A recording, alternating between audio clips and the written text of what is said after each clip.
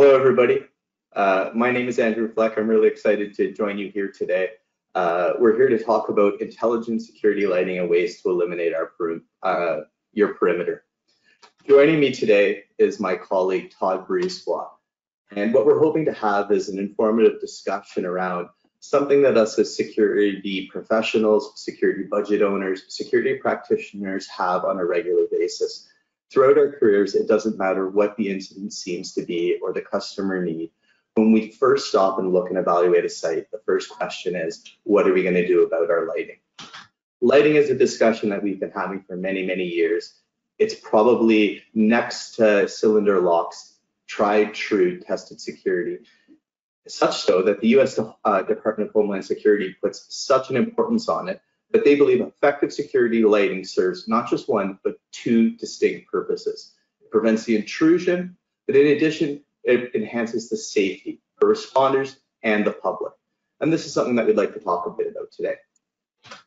So as we go into this, two of the discussions that we're going to have today, and I'd like to have Todd maybe help us understand a little bit about the differences between what is perimeter lighting versus conventional area lighting, and why as security professionals we may go down such course to recommend or introduce such product to our customers. Well, Andrew, here's two examples that show area lighting versus perimeter lighting. So the two main takeaways is the first one is light pollution. So area lighting uses really high power lighting with tall light standards to cover entire facilities. Whereas perimeter lighting, done a little bit differently, it uses low power, more targeted lighting directed at the perimeter itself. And then secondly is the installation complexity. With area lighting, it requires breaching the ground in order to mount those lighting standards. And that requires permits, locate, specialized equipment, and expertise. Whereas perimeter lighting, it really needs nothing more than providing a place to plug power in. So this added complexity with area lighting really adds significant cost and time to the overall project. And if this was an electrical substation, it even further increases that cost and time dramatically. What removes a significant amount of complexity is that the targeted perimeter lighting is typically low voltage, low risk, low power, and low labor costs, and ultimately low light pollution. Can we move to the next slide? The lighting technology that was chosen has lighting characteristics that are really well suited for security, and that's appropriate brightness of light, as well as a good color rendering index, but more on that in a second. So the lighting was engineered with an elliptical pattern in mind, with more direct and, as I mentioned, targeted lighting, which is really focused on the fence line, which gives you even coverage with no dark spots and no bright spots. And the CRI, like I mentioned, the color rendering index, it's a topic all in itself that I'm not going to really dig into too much today because it's really complex, but suffice it to say, a higher CRI gives you more colors in the spectrum for your cameras to work with. So that improves their performance quite a bit.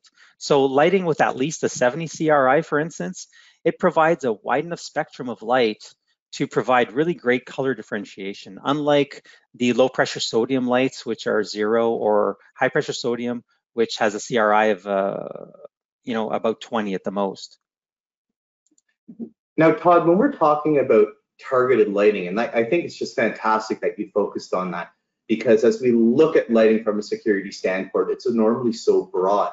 What I'm hoping you can do is maybe talk to us a little bit about the key characteristics of targeted lighting in a low voltage aspect, and how that can assist us as security professionals and security budget owners. That's a great point, Andrew. As we all know, a well-lit site is a less attractive site to intruders. And that's whether you're lighting the entire site or just a specific area, such as perimeter lighting.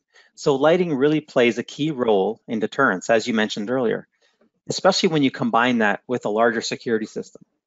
Now, cameras ultimately just work better with more light, and a better quality light at that.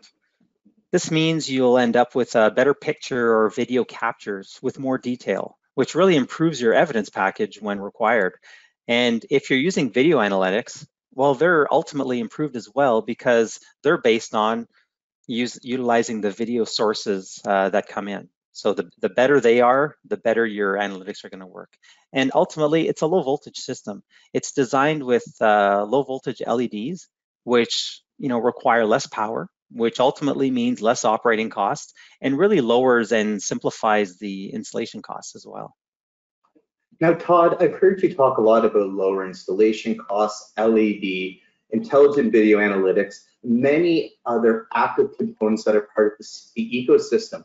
But what I'm struggling to wrap my head around is what you mean by truly intelligent perimeter lighting. I'm just hoping that you could expand a bit on that for us, please. That's a really great question. So here's the Senstar LM100 intelligent lighting and detection system. So from the image you see on the screen, what an intruder and most people see is just a simple lighting on a standard fence. So nothing too interesting there. But what we see as security professionals who have experience with and understand the feature set that we're going to talk about today, and actually if you don't mind, this is a video, if we can press play. What we're looking at is ultimately is a smart fence with really sophisticated deterrence technology combined with detection technology. So when a potential intruder shows up and tries to do what he does, he quickly realizes he should stay away from the site. And notice that the intruder looked up towards the light when it activated. This is a basic human instinct, which again helps with your evidence package. And what makes it really intelligent is the ability to program various lighting schedules and configure multiple brightness settings. And of course, integrate into larger security systems. So all of this and more is really what makes the system intelligent. If we go to the next slide, I'm going to show you a video with 2 scenario recordings. This was recorded from a standard run-of-the-mill security camera operating in full color mode.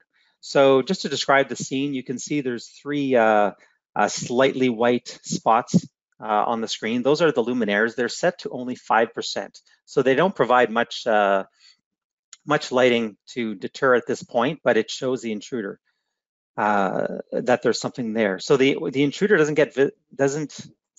visible until he actually interacts with the fence. Then the perimeter lights up to 100%, as you saw, which makes the intruder leave, no longer under the cover of darkness. So the second scenario, actually, if you could hit play again, we'll play it a second time around.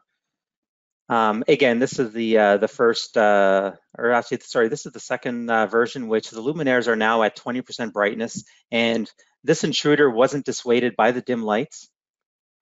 So he's actively going towards the fence, but as soon as he again interacts with the fence, the perimeter lights up to 100%, as well as the lighting above his head is starting to strobe. And it's the particular lighting head that detected the intruder that strobed. So now the intruder leaves knowing that security is aware of his exact position along the fence line, which is key. You know, Todd, you touched on a great point there. As we look and evolve, the traditional role of the CSO is disappearing. And we are seeing a lot more onto remote client stations, assessment stations, video monitoring from our phones. Looking at the ability that the LM100 does to enhance our assessment capabilities, I'm hoping you could maybe highlight on some of the key features that perimeter lighting may bring versus a conventional way to use our VMS to enhance our assessment. Right, and integration is really a big part of all Senstar systems. So that's either with our security or video management system or even third-party systems that we can do through various integration options that we provide. So location information as well as the video is sent to the security system that's being used. So that can be used for different things, such as, for instance, camera call up, or maybe you want to bring up a map display showing where the intrusion is happening, or even you just want to dispatch your security personnel to that exact location where the intrusion attempt is happening. But the big thing here is when things are not in alarm, the system's set up with lowered brightness, mitigating light pollution, which could be a huge concern in a lot of cases.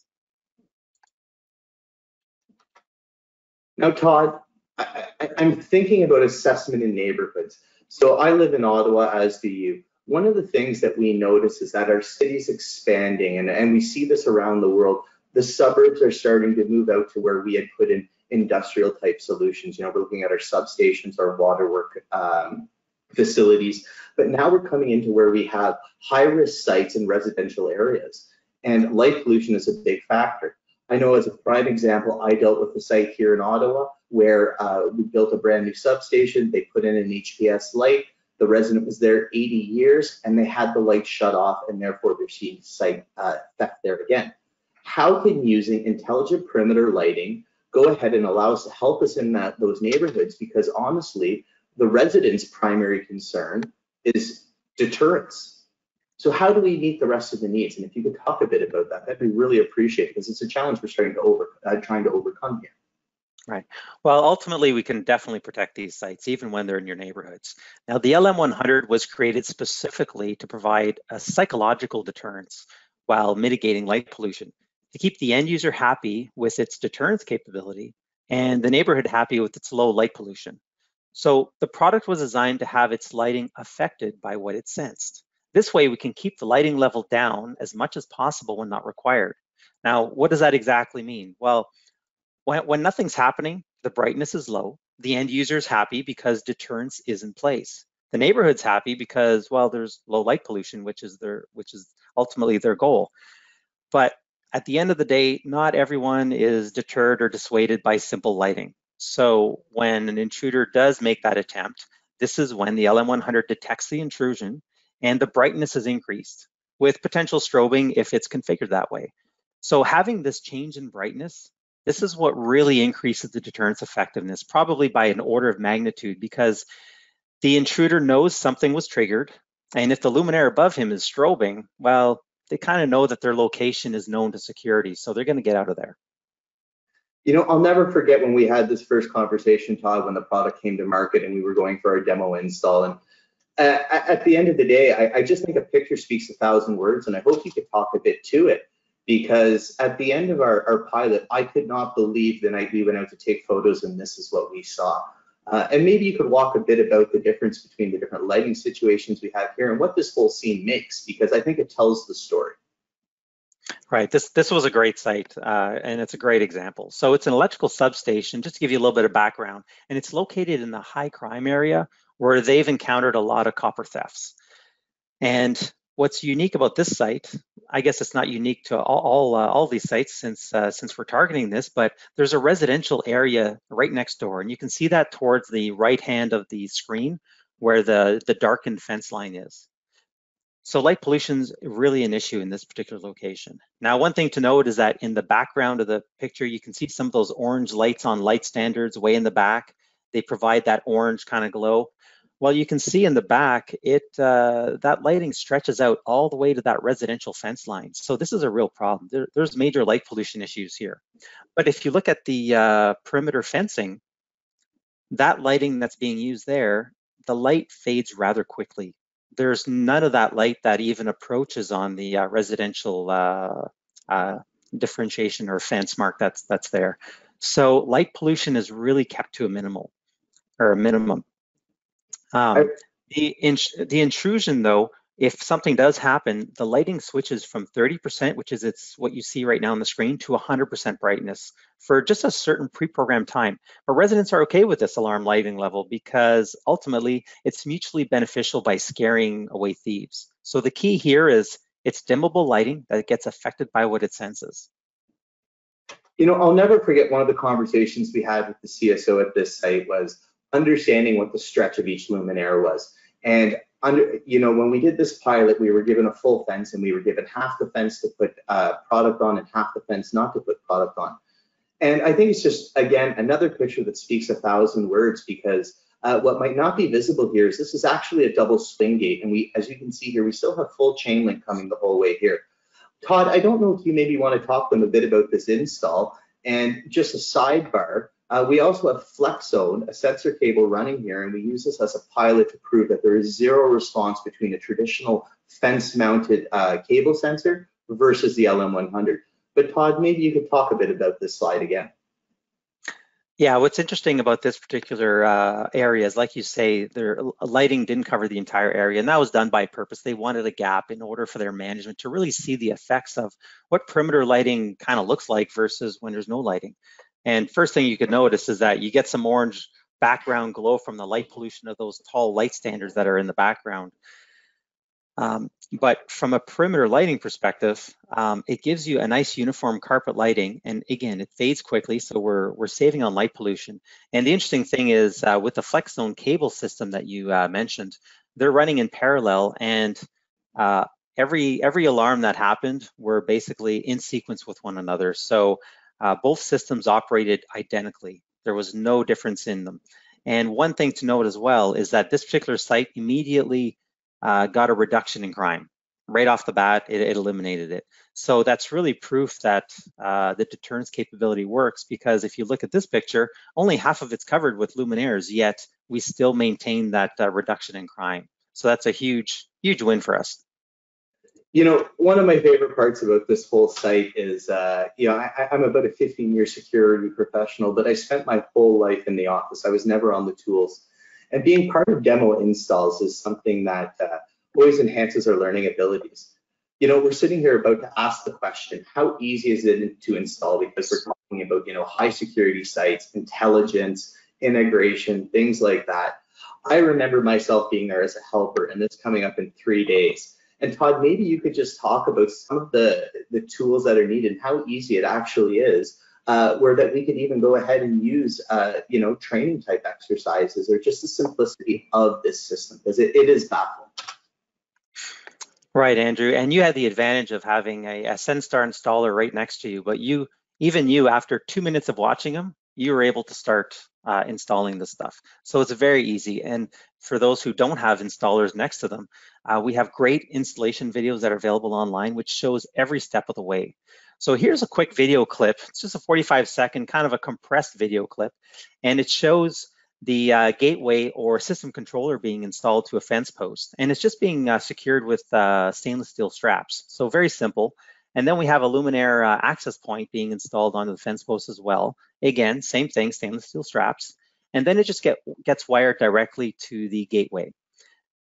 And from there, then all we do is we install luminaires spaced out about every 20 feet. And installing luminaires takes about 12 minutes per luminaire, so it's a very quick install. But the main takeaway here is that this is low voltage lighting technology. There's no licensed electrician required for this. We have no special tools other than a socketed drill, a screwdriver, and some wire cutters. That's pretty much it. And everything is kept above ground. What this means is no permits, no locates, no engineer to stamp designs. Again, it's very simple. Now, another thing to note is that with a 2-man install crew, they can install 600 meters or 2,000 feet of this product in a single day. So again, about 12 minutes per luminaire.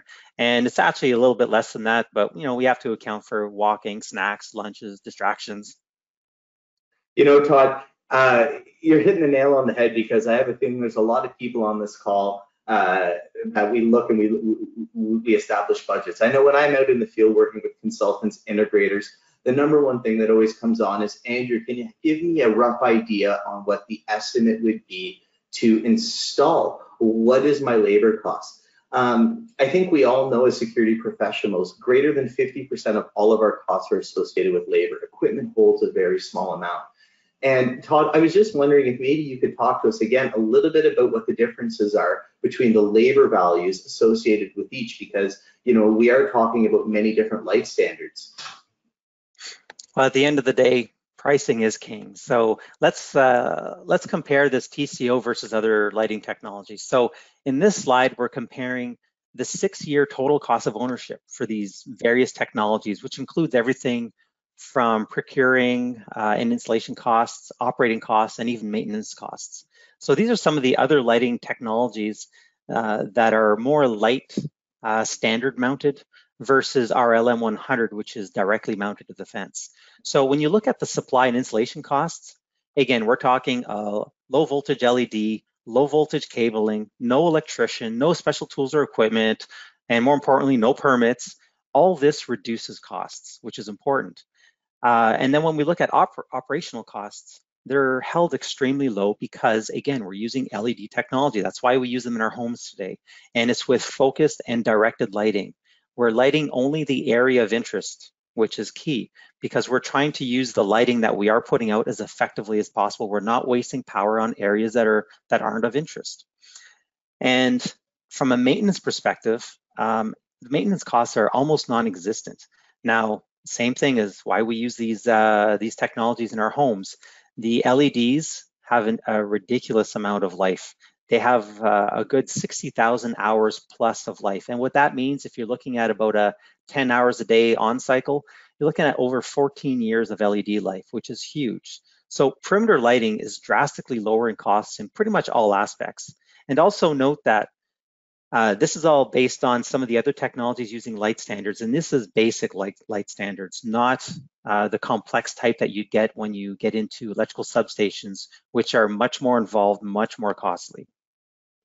You know, Todd, we've been sitting here and we've talked about, again, and I touched on it earlier, we're talking about so many high-end clients. And at the end of the day, it just has me thinking about some of the other clients that I've interacted with over the last couple of years since this product's come to market. And what I slowly came to realize was that how intelligent lighting is actually very accessible to everybody. A prime example, up the road from our office in Ottawa, this is AIM Boat Marina. They're a local service provider of boats, ATVs, small vehicles. They're a neighbor of ours. We received a call a couple of years ago that they were receiving a bunch of thefts from off-board boaters. It got so bad that potentially they were looking at closing the business because they could not be insured because their deductible was going to become so high. At the end, we sat down with this client and we were able to go ahead and work with him and establish a budget and a solution for about an MSRP of about 10K US dollars, which was a third of his deductible. He now went and installed a security solution, provided illumination, gave his insurance company what he was looking for, reduced that deductible, and enhanced his security. So prime example, we were talking about a lot of different other people, but this is something we can bring to our commercial customers. Just because it's a boat marina, I challenge you to think about your self-storage yard. Again, I live in Canada, so a big topic for us for the last few years has been Canada's facilities. One of the things is Senstar is an expert in perimeter, so we offer many different kinds. With that, that means our systems intermatch. So what we're seeing is a combination of traditional fence sensors on larger areas, but then electing high area like the entrance point we're seeing here on this slide, where a vehicle, a 53-foot truck may back in and pick up 20 or 30, $50 million worth of cannabis.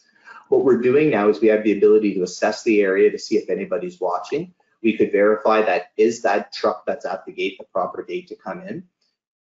Using potential license plate recognition, again, we could verify that. But then just a different example of how we could use perimeter lighting. When we look at intelligent lighting, this isn't a we must do the whole perimeter. We can pick a slight area. So what you can see here is we have actually 7 ballasts installed on this one site, and we actually have 1 mile of flex zone sensor cable.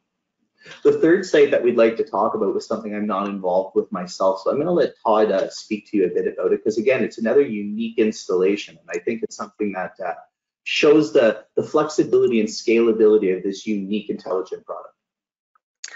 Yeah, this was a military surveillance site, which had a beautiful Ameristar fence where the power cabling was actually mounted inside the fence. So it was a great setup.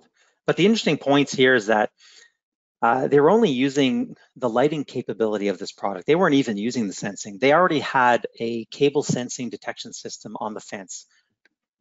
And so the key for them was that this lighting needed to be very configurable. It needed to have dimming capabilities and scheduling capabilities.